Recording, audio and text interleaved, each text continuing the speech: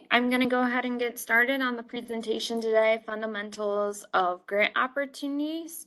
My name is Courtney Bailey. I'm an Economic Development Program Specialist here at New York State Department of Agriculture and Markets in the Division of Agriculture Development.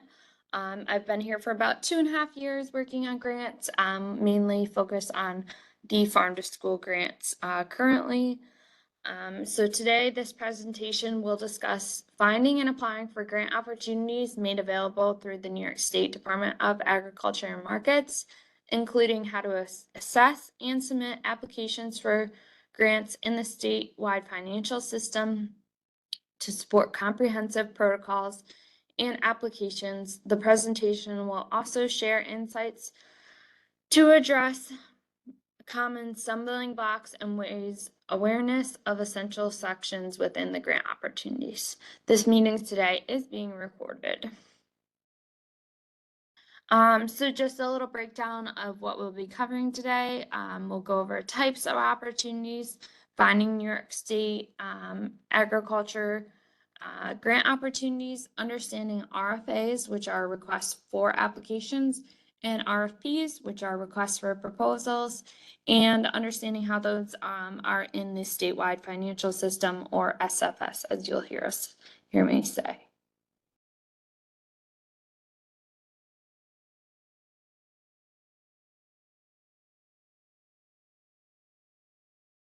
Okay, so the different types of opportunities that are available.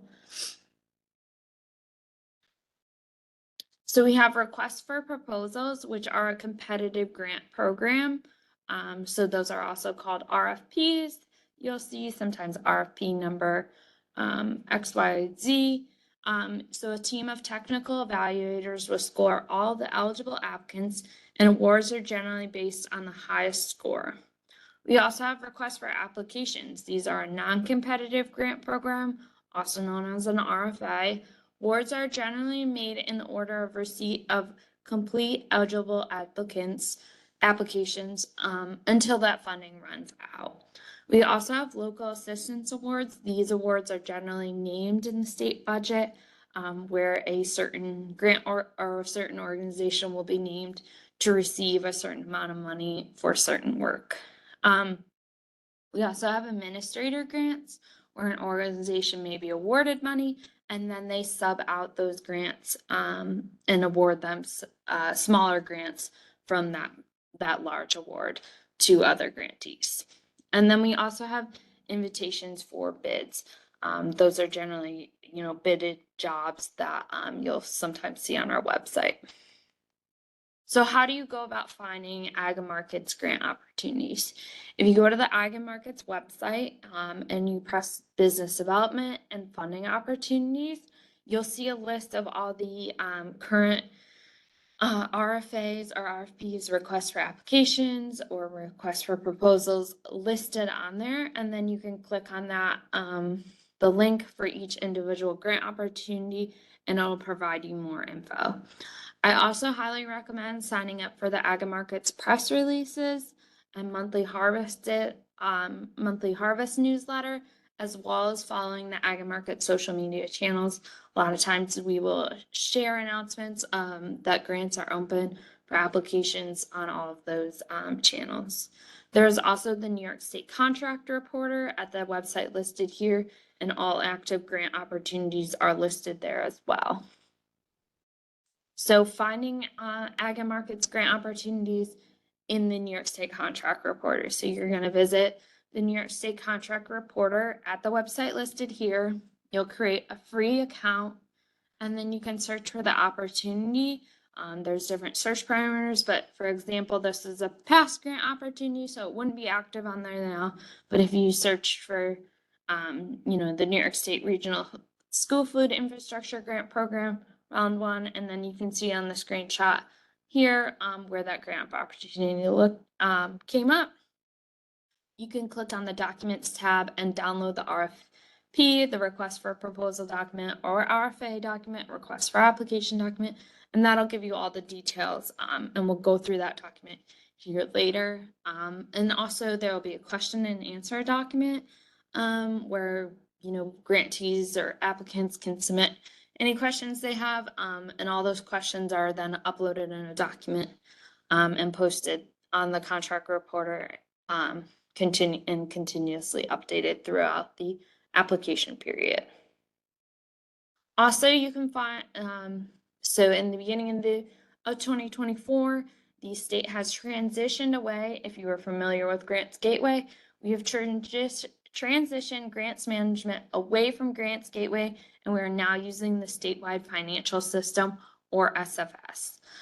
So there is a public portal built into the Statewide Financial System that is available to prospective grantees and members of the general public to go on, and they can search for grant opportunities, which are also known as bid events in the Statewide Financial System.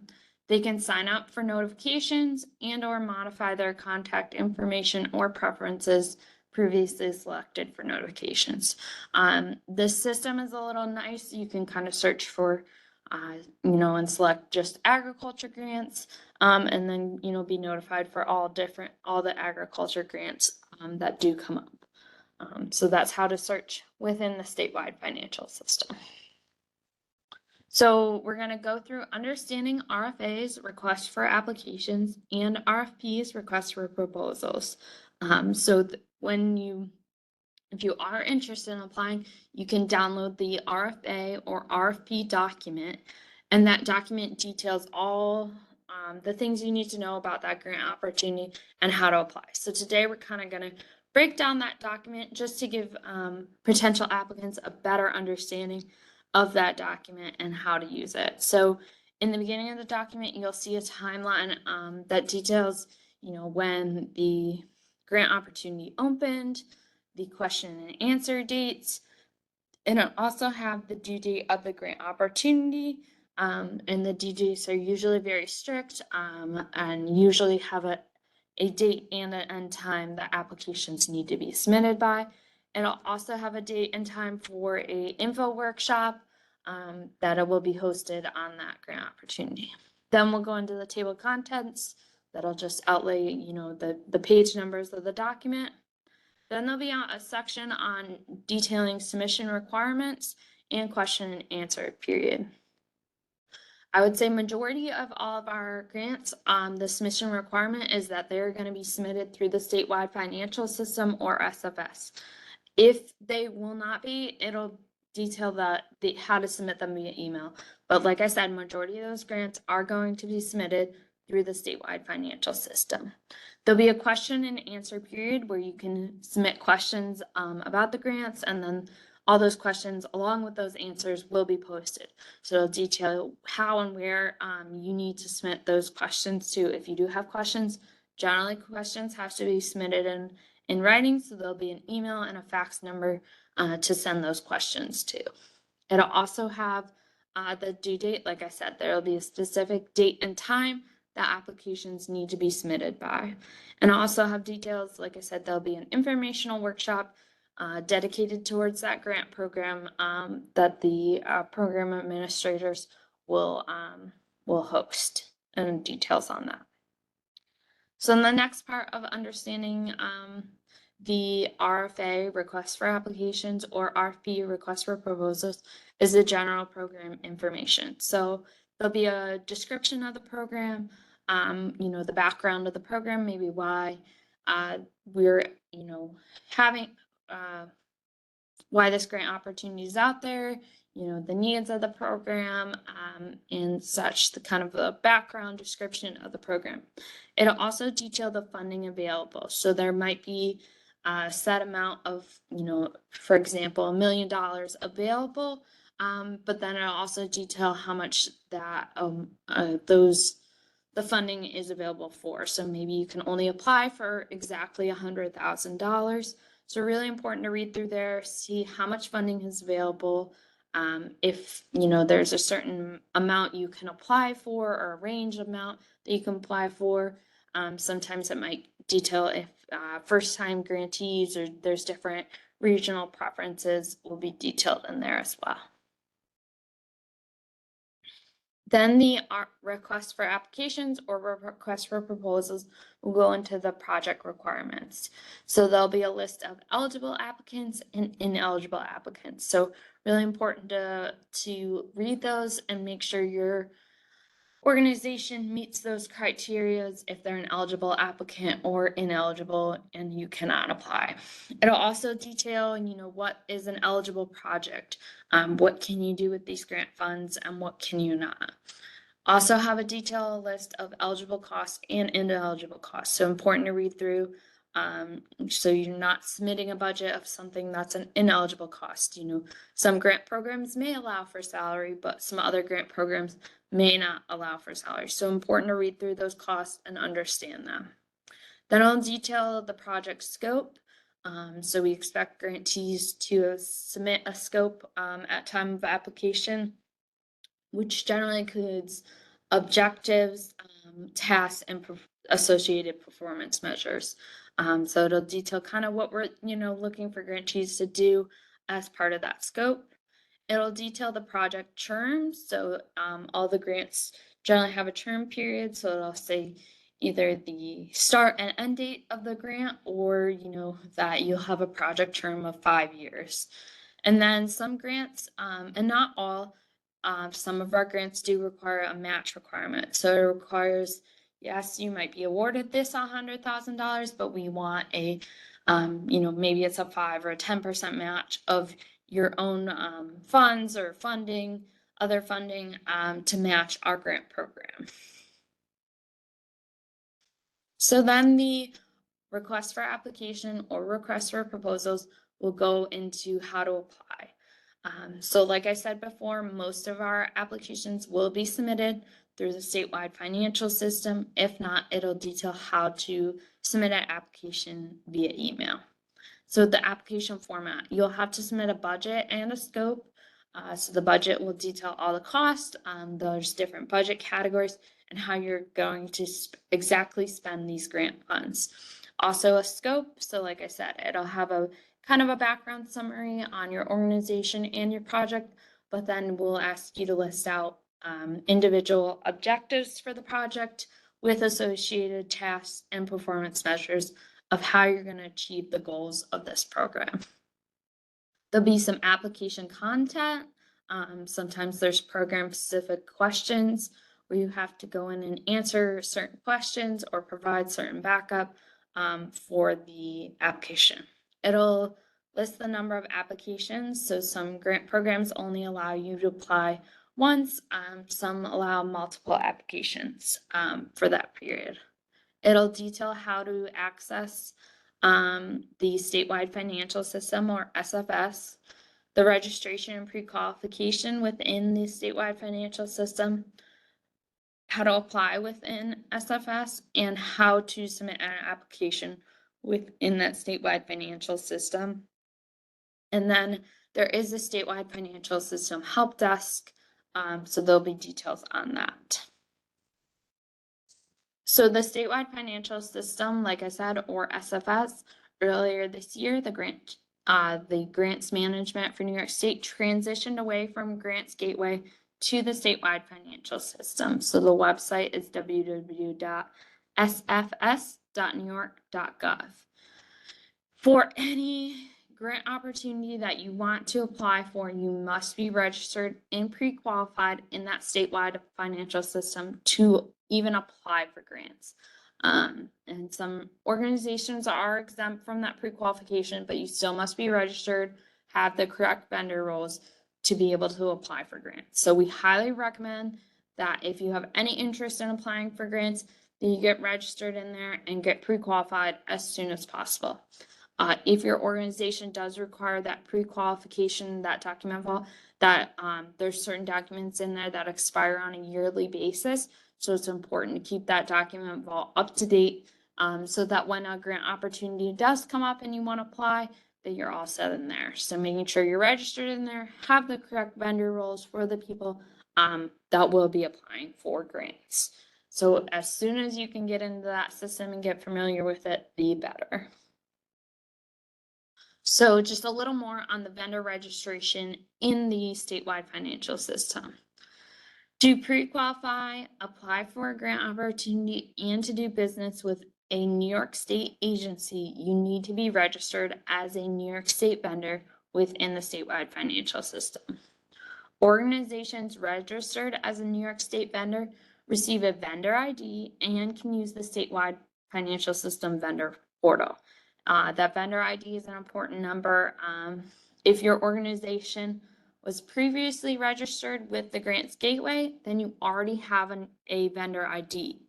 Your organization was granted access to the statewide financial system vendor portal. The vendor ID is not your tax payer ID or your employee identification number. The vendor ID is a number that was assigned to your organization when you completed the registration process. If you don't know your vendor ID, contact the statewide financial help desk at the email or the phone number listed here.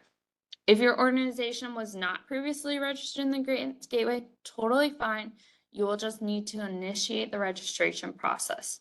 Instructions on how to register your organization are available on the Grants Management website listed here. So really important if you were in Grants Gateway to get that registration set up in the statewide financial system. Like we said, if you don't know your info, reach out to the contact desk. If you weren't in Grants Gateway, totally fine. We just need to start that registration process. So important to learn that there's different vendor roles within and delegated administrators within the statewide financial system. So usually your organization will have one or two delegated administrators or top, kind of people about that. And then there's different vendor roles within the organization. So making sure you're set up for the right roles that are needed to apply for grants in the future is really important. You'll also need to manage that pre-qualification within SFS. Nonprofits must be pre-qualified to do business with New York State agencies before they can compete for state grants. The process allows nonprofits to address questions and concerns prior to entering a competitive bid process. Nonprofits are strongly encouraged to begin the pre-qualification process as soon as possible. Once pre-qualified, it is the responsibility of nonprofits to maintain that pre-qualification. The IRS 990 financial statement and charity bureaus filing expire on an annual basis. So you need to make sure you go back in. Nonprofits must upload current versions of these documents and submit an updated pre-qualification application for review and approval each year to maintain pre-qualification. It's really important if your organization isn't exempt from that pre-qualification to make sure you're maintaining that document vault on a yearly basis. For more information, there is a grantee user manual available that does detail instructions on how to do individual tasks, or you can also contact the statewide financial system help desk listed here. So how to apply some of the registration and pre-qualification documents that are needed. Forms and templates that usually have to be completed for registration include organizational capacity, organizational compliance, organizational integrity, service descriptors, and service capacity. And here are some of the documents that must be uploaded for pre-qualification: certification of incorporation or equivalent document, IRS 501C determination letter, IRS 990, audit reviews and findings, the CHR 500 or the CHAR 410, board of directors profile, senior leadership member resumes, and corporate bylaws. So how to apply within the statewide financial system. Applications must, like I said, majority of our applications must be submitted through the statewide financial system. You must be logged in, and these are where those vendor roles come in, as a bid response initiator or bid response submitter. So it's important to make sure that you're the person who's going to be working on grants and working on your application, that you have those vendor roles within SFS ahead of time, so it's easier for you to log in and apply for grants. If you don't have like the grants management roles, when you go to your homepage, you won't see the grant management tile. So important, that would be a good, check to make sure you have those roles, is if you have the grants management tile on your homepage. So navigation on how to apply for a bid event. So if you're on your homepage, you can just hit that grants management state tile. Alternate navigation, from the nav bar, there's like a little compass to the one side of the screen. You're gonna to navigate, you're gonna press that, press the menu, manage events and place bids, and view events and place bids. And then you're gonna click on the bid event search tile. You're gonna enter the applicable search criteria into the search criteria fields. So you might have, usually there's an event ID associated with them, and that'll be listed at the top of the RFP.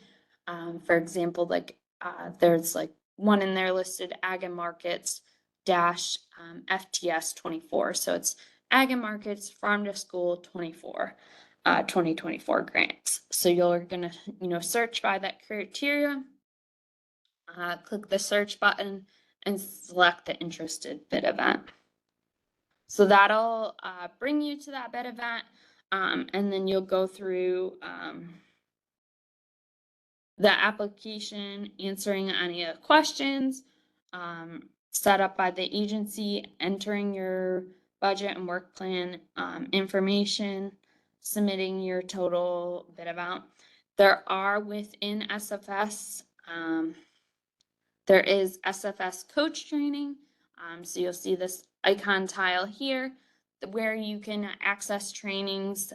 There's also job aids, which are step-by-step instructions on how to apply. So the Statewide Financial System does do numerous trainings for grantees, and they do record those trainings and upload the videos within that coach, so you can search for that. They also have a help desk. Email is the best way to contact them. So the email is listed here, phone number there. There's also a Statewide Financial System handbook, which does list all those job aids, like I was talking about, which have individual instructions on how to do the different tasks within the Statewide Financial System. If you are contacting the help desk, it's important to give them as much context and information as possible. If you're working on a certain, applying for a certain grant opportunity, the event ID, your New York State vendor ID, so that way they can help you as quickly as possible. It's important to get in the system early, learn the system, and try to make sure you have all the right roles. If you are working on an application, try and work on it early. Do not wait till the last, day, minute to try and submit that application, just in case there are problems. That gives the help desk time to help you. They're helping organizations and grantees from all across the state. So important to give them time to help you. So get into the system as early as possible if you are trying to apply for a grant within the Statewide Financial System. Make sure you're submitting that grant earlier than waiting for the deadline, just so if there are issues with the new system, you have time to get the provided help you need. So once the due date has happened and all the applications are submitted, we're going to go over the request for application and request for proposals evaluation process. So once all those applications are received, the department will screen each proposal for the minimum qualifications and completeness. So making sure it's an eligible applicant, you applied for the right amount of money, and those kind of things. Then the evaluation and award process is outlined in those program rules, so the RFA or the RFP, there's that document. So for RFPs, for requests for proposals, those proposals are scored by a team of technical reviewers, usually 3 or more people, and the proposals receiving the highest numerical score at or above the scoring threshold are awarded. So usually there's a, out of 100 points, there's a threshold that those proposals have to receive, let's say, 65 points, for example. So anything scored above that, they'll go from the highest score until the funding is exhausted and award grants. And if there's any other criteria, that'll also factor in. So for requests for applications or RFAs, proposals are awarded in receipt of complete eligible applications. This is a first come, first served model. So this will be based on, who submitted a complete eligible applicant until the funding is exhausted. So then once those applications are scored or determined who's going to be awarded, then we'll go into the award process in the document. So this will detail the contract and payment. So award decision letters are then issued to all applicants. Award letters will include instructions on next step for contract development. So even if your application was not awarded, you will also receive a letter detailing that your application was not awarded. If you were awarded, you will receive a letter detailing what are the next steps for your grant. So if you are awarded, you receive that award letter. That does not mean you have an executed contract. There are steps that we have to work with you to develop a contract to get it to execution. Awardees are also typically announced in a press release from the department. So usually, sometimes they might reach out and have your organization provide a little more info on your project, but you'll see usually a press release also go out around the same time the award letters go out. So there are some administrative requirements with our contracts if you're awarded. Some of those requirements include workers' compensation and disability insurance, the New York State charity bureaus, and other required documents from your program manager. So your program manager will reach out. So once you get that award letter, it'll define who your point of contact is for that grant and your program manager. They'll reach out for some other required documents that weren't needed as part of the application, but are needed to develop your grant further. So important that your organization works with the staff here at Ag Markets to submit those documents in a timely manner so we can move your grant forward. So contract, payment, and payment terms.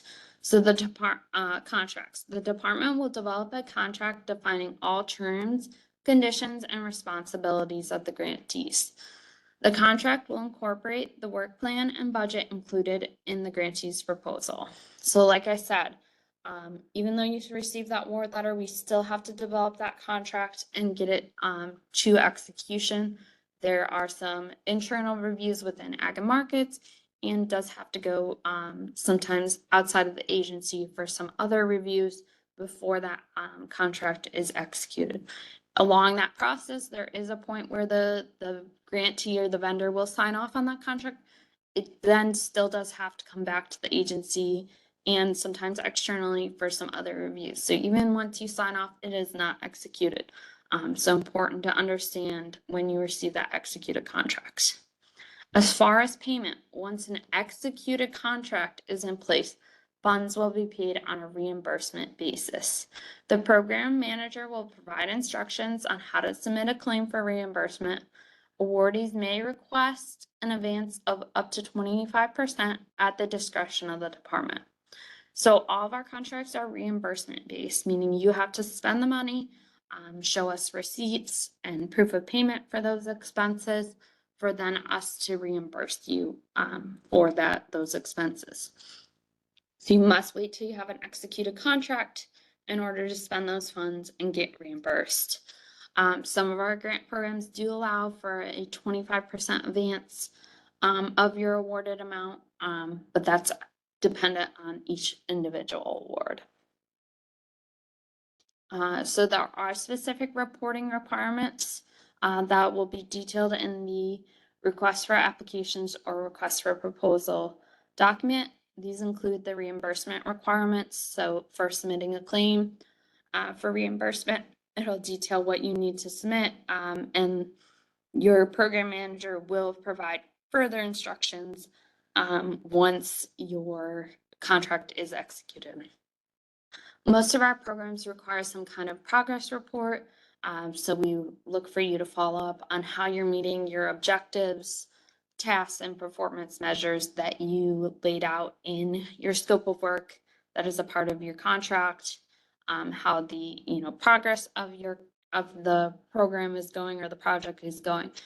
So usually those need to be submitted on a quarterly basis, and then one final overall progress report for the overall project. Some programs do have special program reports that they will detail and ask. They might ask you to track certain things, but those reports will be, given to you with those special reporting requirements with your executed contracts. So important to understand these requirements and follow along with them as your project takes place. Liability. The department shall not be held liable for any costs incurred by any party for work performed in preparation of and production of a proposal or any work prior to the formal execution of a contract. So until you have that executed contract, we're not liable for any of those expenses for reimbursement. Also, make sure your expenses are within that contract term that is outlaid. If you make expenses prior to the contract, those generally cannot be reimbursed for. There are some other requirements that you'll see within the request for application or request for proposal documents, including the New York State Office of Parks and Recreation and Historic Preservation requirements, the New York State Environmental Quality Review Act requirements, minority and women-owned business enterprises, participation opportunities for New York State certified disabled veteran-owned businesses. So just some other important requirements to read through. Other sections include other considerations for the grant, freedom of information, and debriefing and protest procedures. So if your grant is not awarded, you do have the right to request a debrief of your application for the program manager to kind of explain if it was in a competitive grant, why it didn't score high enough to be awarded, or if it was a request for application, why you didn't meet the the timeline or etc. To be funded. And there's also details on how you could protest a bid in there as well. So if there are any questions about these grant programs, you can submit them in writing after this recording. So any questions or follow-ups, my contact information is listed here on the screen for any questions regarding grant opportunities.